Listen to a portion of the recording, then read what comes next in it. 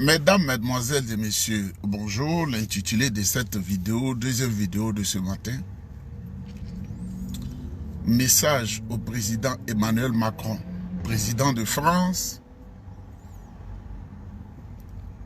et à tous les services français dans le monde. Excellence, Monsieur le Président français, vous êtes jeune. Vous êtes si jeune. J'ai 10 ans de plus que vous, mais vous êtes le président de la Grande France. Et nous nous sommes réjouis quand on a vu qu'un jeune plein d'énergie a pris les commandes de l'État français. Je voudrais que vos services vous fassent parvenir cette vidéo et fassent parvenir cette vidéo à tous les services français dans le monde. Excellence, Monsieur le Président de la République, au-delà de votre personne, je voudrais m'adresser à tous les Français amoureux de la paix, amoureux de l'ordre mondial. Il y a beaucoup de choses qui se passent dans le monde, mais je vais surtout m'appesantir sur les relations entre la Côte d'Ivoire et la France. Le président Houphouët-Boigny disait en 1971 « Il n'y a aucune brume dans les relations entre la France et la Côte d'Ivoire. » Mesdames, Mesdemoiselles et Messieurs, notre génération, nos parents nous ont éduqués dans le sens de l'amitié entre la France et la Côte d'Ivoire. Et le président Houphouët-Boigny nous l'a enseigné. Et je dis bien nos parents nous l'ont enseigné. J'étais au C1 lorsque nous avons été mobilisés pour accueillir à l'aéroport Félix Houphouët-Boigny le président français d'alors, M. Valéry Giscard d'Estaing. C'est la première fois que l'avion, le supersonique Concorde, atterrissait en Côte d'Ivoire. C'était joyeux dans tous les foyers. En Côte d'Ivoire, chaque famille avait affiché le drapeau de France. Aujourd'hui, ce n'est plus la même chose. Parce que les différents présidents français, après le président Jacques Chirac, se sont illustrés d'une manière qui n'est pas bonne, qui a créé un sentiment anti-français en Côte d'Ivoire, en Afrique et même partout dans le monde. Monsieur le Président, vous savez bien, vous ne l'ignorez pas, que sous des bombes, la destruction totale de la Côte d'Ivoire que vous avez imposée, M. Dramane Ouattara. Aujourd'hui, dans la mémoire collective ivoirienne, la France est présentée comme l'ennemi pire du peuple noir et surtout du peuple ivoirien. Monsieur le Président, cela peut être corrigé par vos actions. Je sais que vous ne connaissez pas l'Afrique. Vous ne savez pas les relations entre la France et l'Afrique, les relations véritables. Alassane Ouattara nous a été imposé. Vous n'êtes pas sans ignorer que les droits de l'homme sont bafoués en Côte d'Ivoire. Votre devise, la devise française qui est liberté, égalité, fraternité, ne s'applique plus désormais en Côte d'Ivoire. Il n'y a plus de liberté, les libertés individuelles confisquées, il n'y a pas d'égalité parce qu'il y a 1250 personnes qui bafouent la dignité du peuple noir en attaquant tous les autres pays. Il n'y a plus d'égalité parce qu'en Côte d'Ivoire, même pour avoir un simple comprimé dans les hôpitaux, ça n'existe plus. L'école est détruite. Sur le plan structurel et organisationnel, l'État de Côte d'Ivoire n'existe pratiquement plus sous le despote Dramane Ouattara. Monsieur le Président, je vous transmets ce message parce qu'on dit, c'est vous qui êtes à la base de ces manœuvres sordides, comme si nous étions encore sous l'esclavage ou la colonisation. Vous savez que nos parents, qui nous ont appris à aimer la France, ce n'étaient pas des intellectuels chevronnés.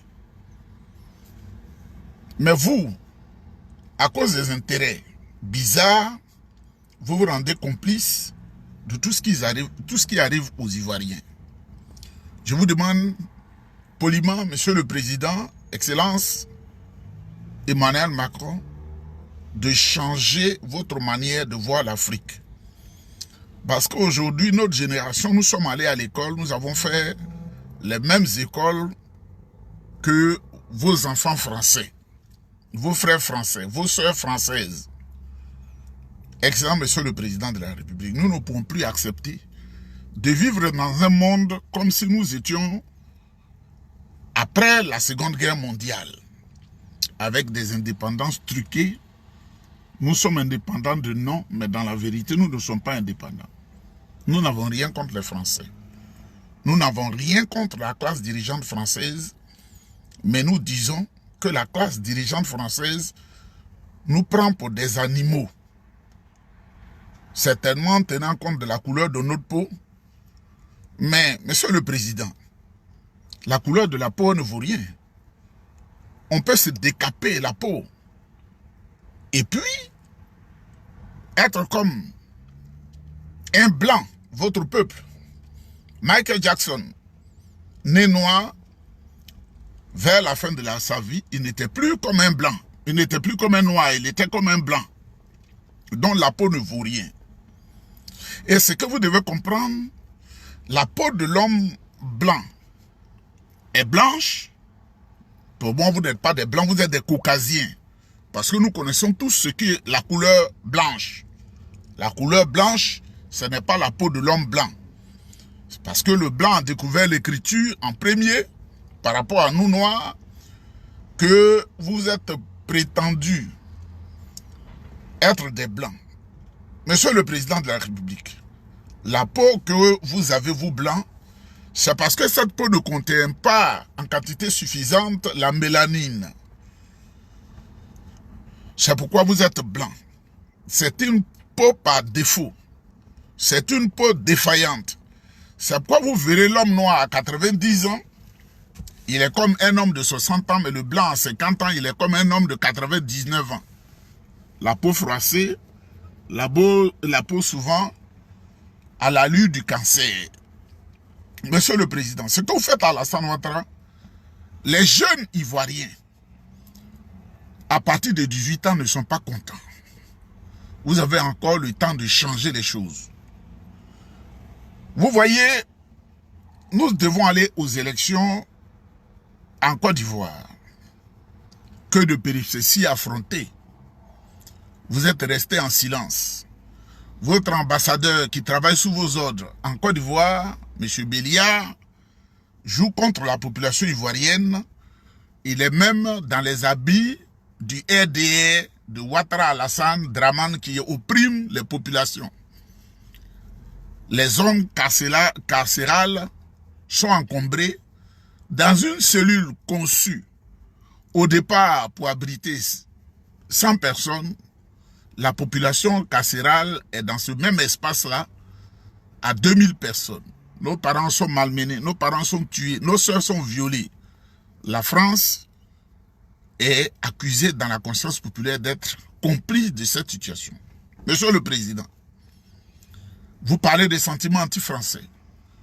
Mais moi, je pense que tout cela peut être corrigé. Ce que je vais vous dire, ce sont des informations que j'entends, que je vous rapporte. Ce sont des informations que j'entends, que je vous rapporte. Je dis bien, ce sont des informations que j'entends, que je vous rapporte. Et vous devez en tenir compte.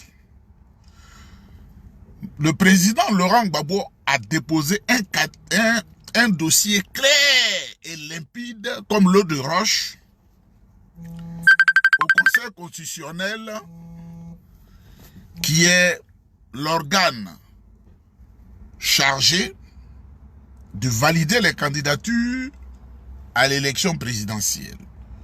Le président Didier Thiam a un dossier limpide, un dossier propre, un dossier divin, angélique, comme si ce dossier était porté par les grands prophètes de Dieu. Tout est clean. Il y a toujours des idiots qui appellent quand on est en train de parler. C'est RDR qui m'appelle, je vous ai dit, hein, c'est RDR qui m'appelle. Il fait exprès parce qu'ils savent que je suis en ligne, il faut tout détruire. Pour mélanger ma tête, pour me mélanger. Les dossiers qui ont été portés devant le Conseil constitutionnel sont propres. Le dossier du président le futur président de la République, Didier Thiam, c'est un dossier clair.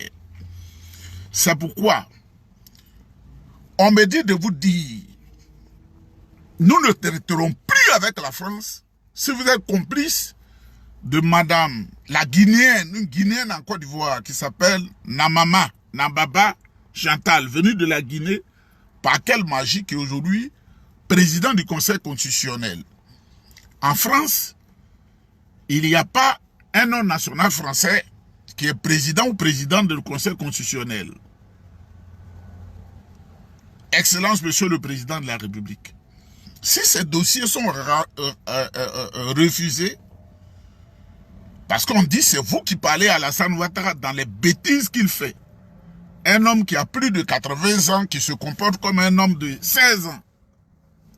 Même ma fille Océane, qui a 17 ans, elle est plus intelligente, elle appréhende les réalités de la vie plus que M. Dramane Ouattara. Monsieur le Président, si vous mettez dans ce jeu, nous allons boycotter tout ce qui est français, nous allons boycotter les produits français, nous n'avons plus jamais utilisé quoi que ce soit qui concerne la France. Parce que la France aura montré encore aux yeux du monde entier qu'elle est contre les Ivoiriens et au-delà, elle est contre l'homme noir. Monsieur le Président, nous attendons le résultat et les conclusions du Conseil constitutionnel.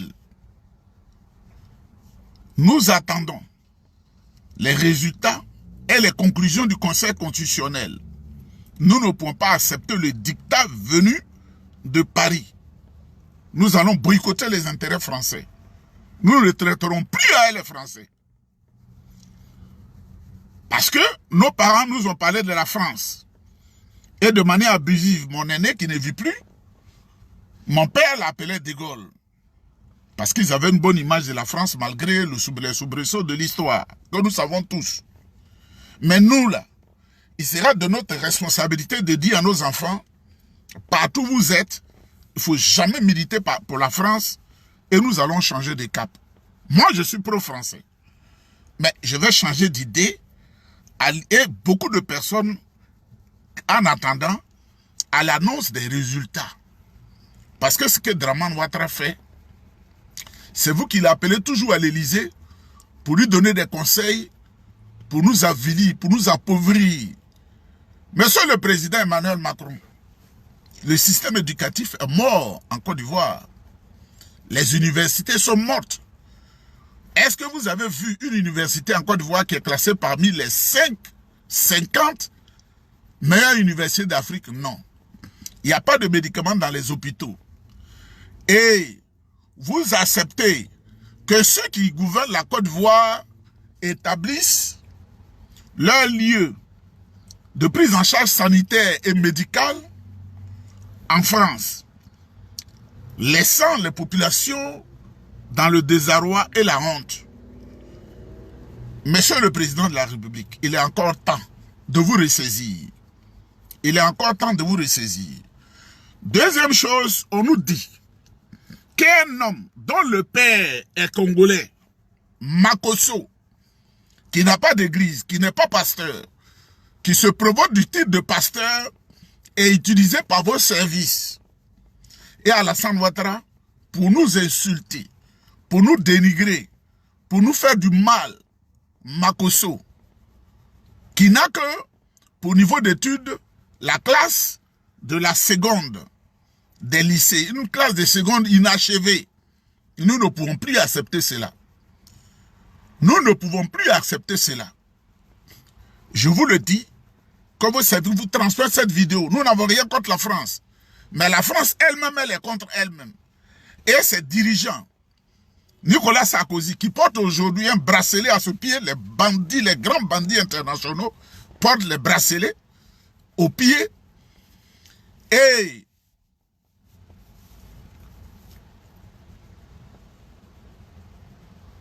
l'autre président, comment il s'appelait là même? Après Nicolas Sarkozy, là, comment il s'appelait là même?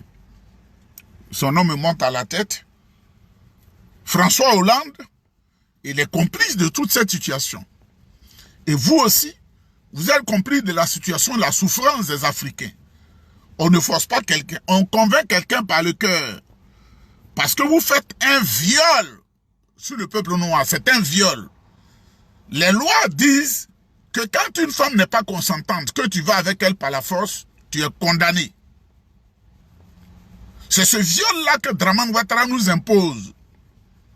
Nous voulons choisir librement, aux élections prochaines, celui que la Côte d'Ivoire aime, qui va nous aider. Parce que on nous dit que c'est à votre complicité, je vous transfère l'information, que la Côte d'Ivoire aujourd'hui, dans une dette abyssale de 44 milliards, 44 000 milliards de francs CFA, payables sur 100 ans.